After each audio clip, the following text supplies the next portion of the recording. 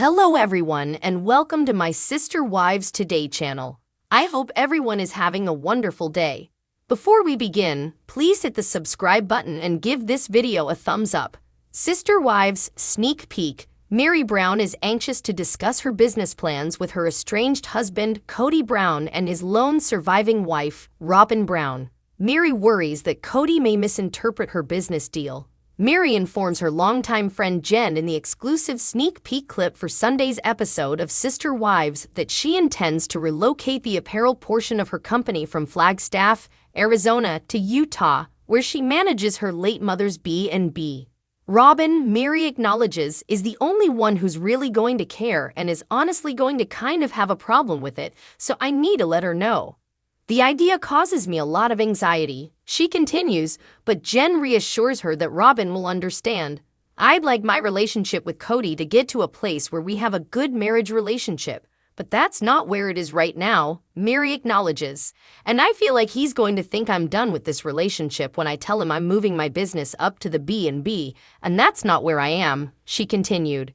Meri was Kody's first wife, but since her 2015 catfishing scandal, the two have been on bad terms. Kody divorced Meri in 2014 so that he could officially wed Robyn in an effort to adopt her children from a prior union.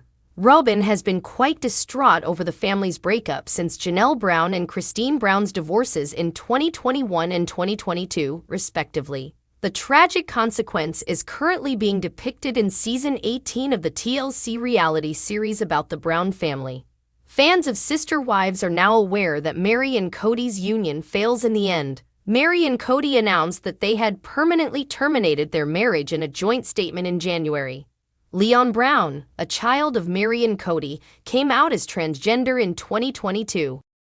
Property issue. Brother wives. Despite renting a modest apartment, Janelle Brown still shares a $170,000 Coyo Pass property with her ex-husband Kody. The 54-year-old Janelle and Kody's marriage is disintegrating on this season of Sister Wives after a huge argument leaves her anxious about her finances. Following the altercation, Janelle stated, "I have no money. I'm obligated to this property. Everything in terms of my estate. Everything is entailed in this property, including savings and cash of every type. I am a smart woman, yet I did this extremely stupid thing. I had faith in this familial system. But now I am in a terrible situation. At the age of 50, I have nothing." According to Arizona property records, the U.S. Sun can exclusively reveal that Janelle and Kody, 54, still hold the parcel of land in their names because she hasn't sold it to him. When the family relocated from Las Vegas, Nevada in 2018, the father and his then-wives spent $820,000 on 4 plots of land called Coyo Pass near Flagstaff, Arizona. The father of 18 intended to divide the property into 5 portions so that he, his 3 ex-wives Meri, 52, Janelle, Christine, 51, and Robyn, 44, who was still married to him at the time, could each construct a home. As previously reported by the U.S. Sun, Kody and Janelle paid off the land parcel in their names on June 2, 2023, as well as a second parcel in Robyn's name that they had bought for $170,000 each.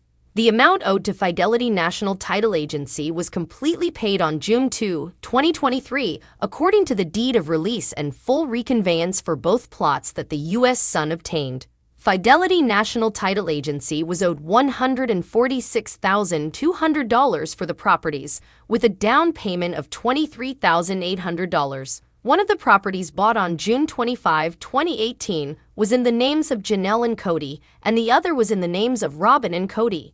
Janelle had been the one who had rallied the greatest support to start construction on the property, as she had rented and even lived in an RV to save money. Currently, she and her 18-year-old daughter, Savannah, share a modest apartment.